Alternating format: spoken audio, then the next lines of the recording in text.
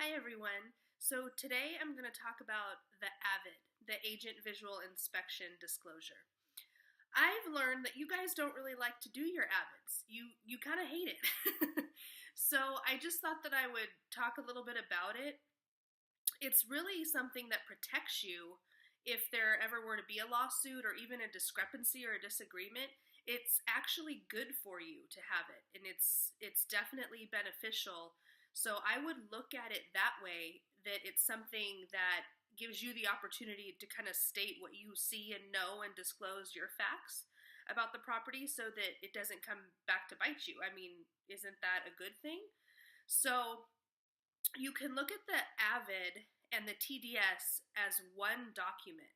If you're familiar with the transfer disclosure statement, on the last page there is a little section for the agent to disclose what they know, and there's also a box that you can check that says see corresponding AVID disclosure. So typically we get disclosures back and forth and there's no AVID, or there's no AVID till the very end of the transaction.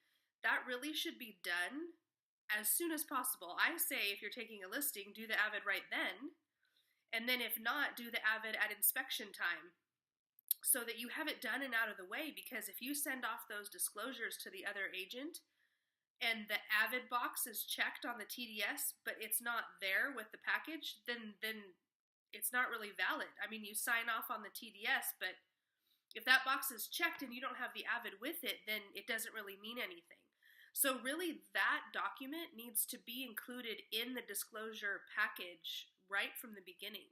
And just to refresh your memory, you have 7 days after the contract is signed to get that over to the buyer's agent, and then the buyer's side has 7 days that they can receive them from you. So I just think that you guys should look at it a little bit differently and in a positive way. It's really not that big of a deal. You just write down your visual remarks. I mean, obviously you're not a home inspector and you're not supposed to be one, but you just walk through the property and notice things that you can just write down visually. I mean, some tips there are to say,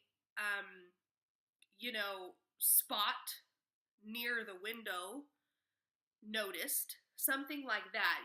Don't say water stain, because you don't know for sure if it's a water stain or not. So you don't want to say too much. You want to just say enough that you're visually inspecting the property, but you don't want to go too far because, again, you're not qualified to be a home inspector.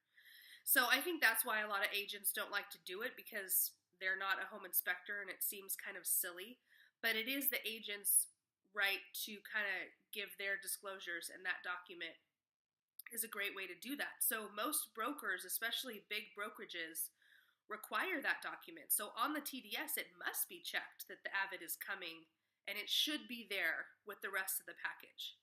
So that's what I've noticed. I hope that the AVID kind of gets a better tune going forward, because it really is a document that helps you. So I hope that you all can look at it like that. And from my perspective, get that AVID in as soon as possible and have your TC send it over with the rest of the package. That's the proper way to go about doing it. So if you have any questions, let me know. Call me, email me, or comment below, and I can help you out.